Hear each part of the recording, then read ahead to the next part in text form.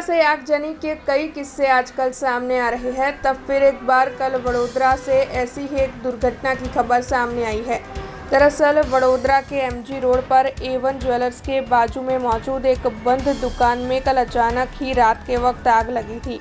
वैसे आसपास के लोगों को इत्तला होने के बाद दमकल की टीम को बुला लिया गया था और वक्त रहते दमकल की टीम ने आग पर काबू पा लिया था। प्राथमिक जानकारी के मुताबिक आग शॉर्ट सर्किट की वजह से लगी थी। टायर अरसानी अंदर अहींया बाजू शॉर्ट सर्किट थई। बाजूनी दुकाનમાં ઘનશ્યામ જ્વેલર્સ જે A1 જ્વેલર્સની બાજુમાં છે ને એસ મીરાની બાજુમાં છે।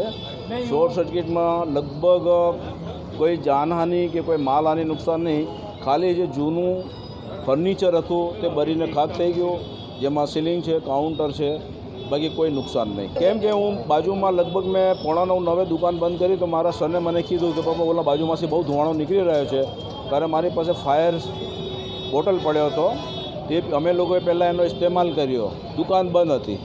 ઘનશ્યામ જ્વેલર્સ ચોકસી ઘનશ્યામ જ્વેલર્સ બંધ દુકાનમાં ફાયર થઈ ગયું। અમારા ફાયર કંટ્રોલમાંથી કોલ મળ્યો હતો કે માંડવી પાસે ઘનશ્યામ જ્વેલર્સમાં આગ લાગી છે। આવતા જોયું તો શટર બંધ હતું, લોક તોડીને અંદર જોયું, અંદર થોડી ફાયર હતી, પાણી મારીને આગ કંટ્રોલમાં લઈ લીધી છે। એ આમ શોર્ટ સર્કિટ લાગી રહ્યું છે। हमसे जुड़े रहने के लिए हमारे YouTube चैनल को सब्सक्राइब करें और नई वीडियो की नोटिफिकेशन के लिए बेल आइकॉन को दबाएं।